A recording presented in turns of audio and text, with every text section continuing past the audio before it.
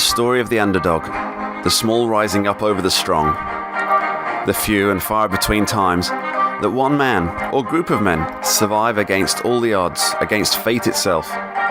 What is it about these stories that leave us with a breath held in our chests? And why do we identify so readily with those in the supposedly weaker position? We'll be looking at one of the most unlikely and thrilling events in history on today's edition of The Rabbit Hole, Politics and Prose, a LibertyNation.com production. I'm your host, Mark Angelides. Welcome to The Rabbit Hole.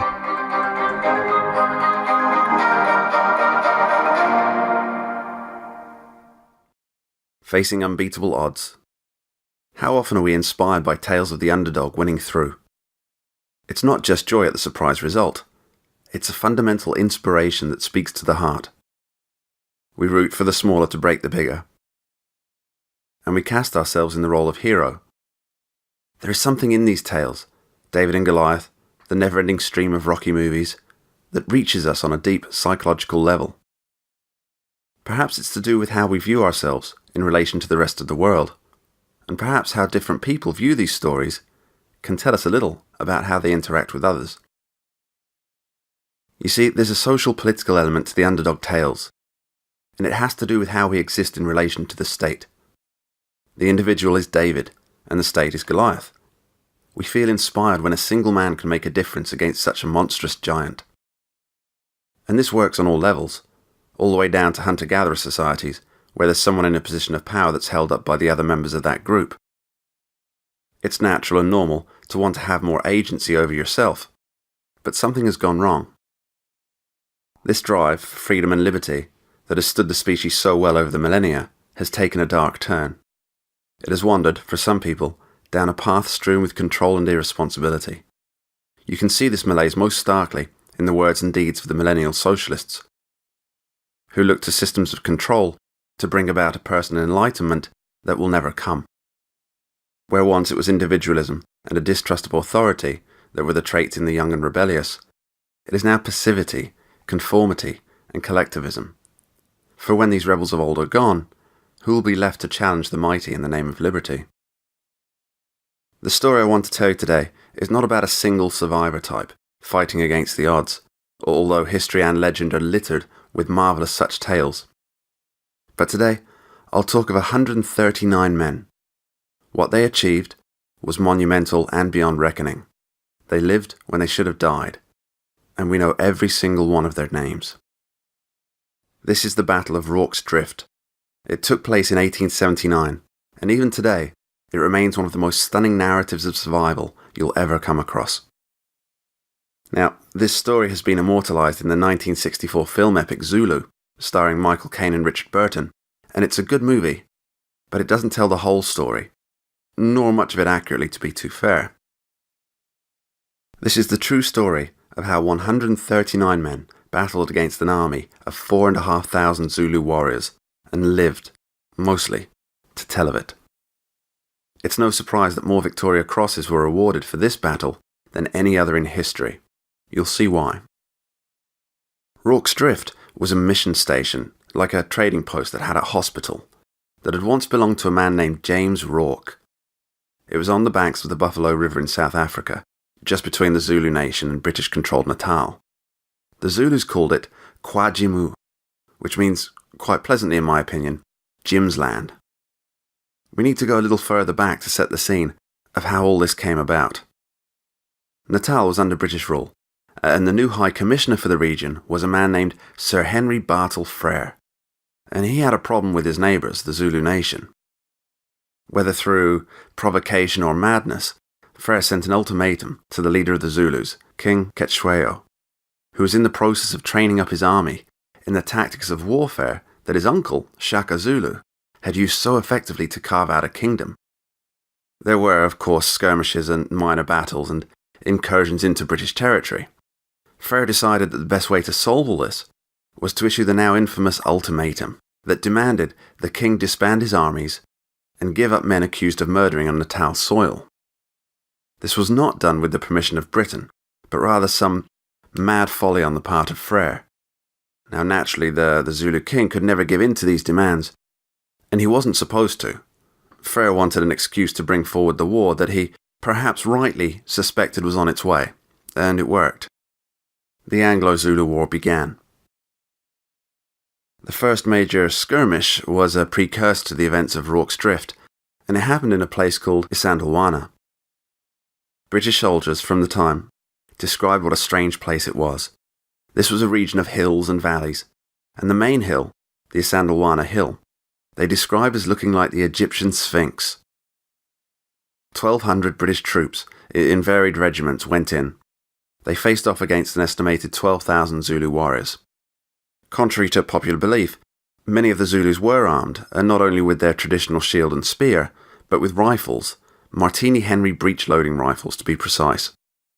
What followed was a savage defeat of the Brits, 1,000 men dead, and the British nation, in shock at what supposed savages could do against what they thought was an unbeatable army. You see, for all his brutality, murder and violence, the father of the Zulu nation, Shaka, was a smart tactician. He developed troop manoeuvres that worked for the terrain.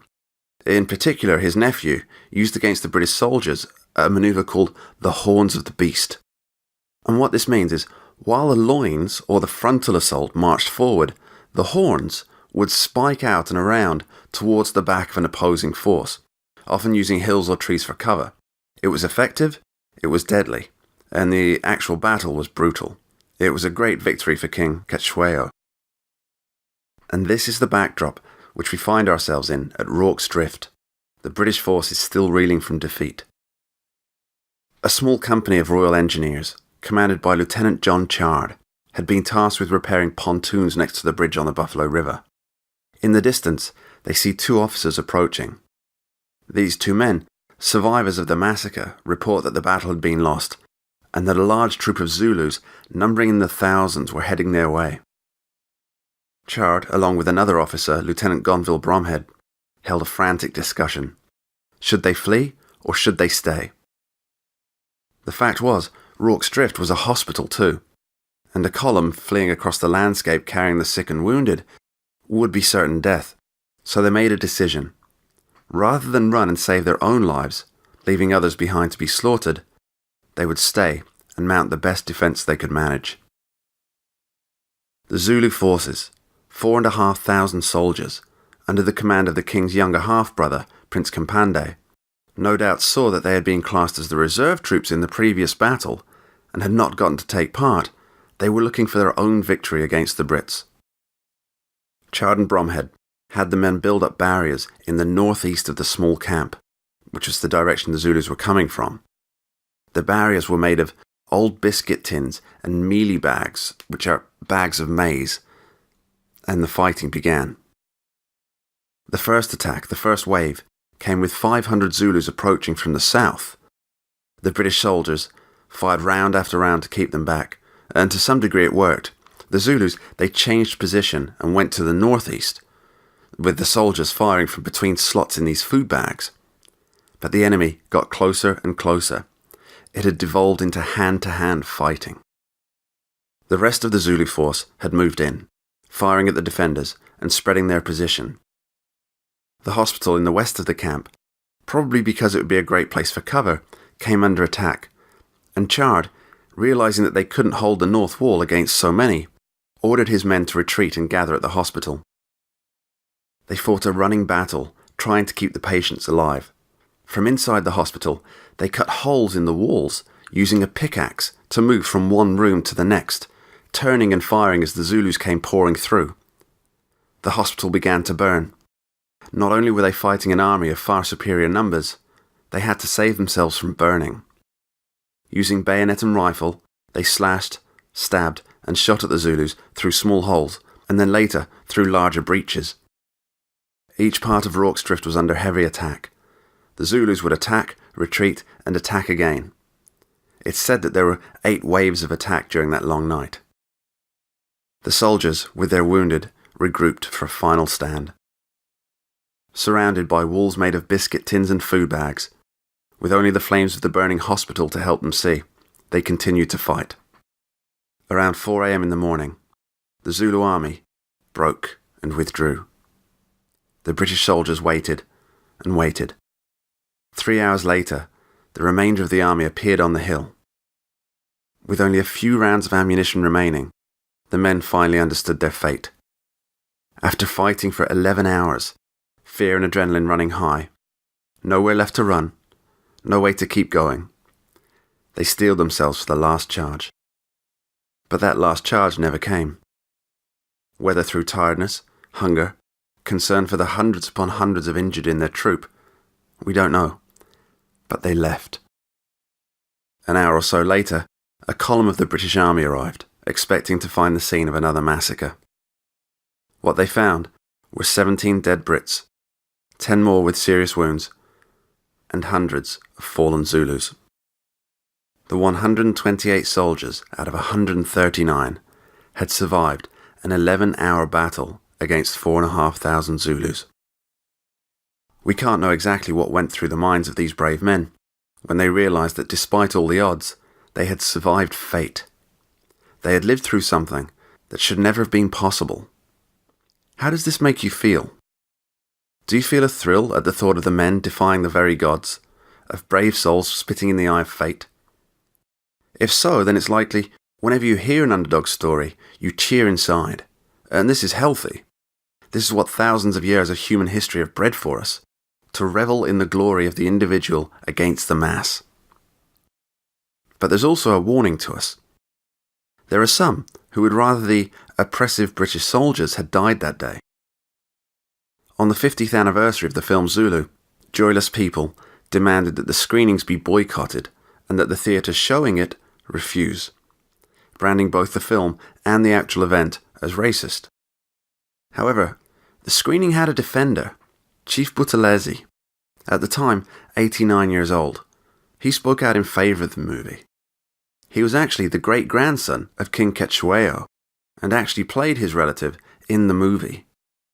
He said that both sides fought bravely and that although a theme of the film, and of course the battle was in one-way race, that, and I quote here, "Something more emerges from the film. The deep respect that develops between the warring armies, and the nobility of King Cetshwayo's warriors as they salute the enemy, demanded a different way of thinking from the average viewer at the time of the film's release. Indeed, it remains a film that demands a thoughtful response." End quote. Don't listen to the soulless who would have us all worshipping the state and the institutions of power. Revel in the beauty of life and history as it shows us time and time again, the underdog winning through. Without hardship, there can be no heroes. Thanks for listening to The Rabbit Hole, Politics and Prose, a production of LibertyNation.com.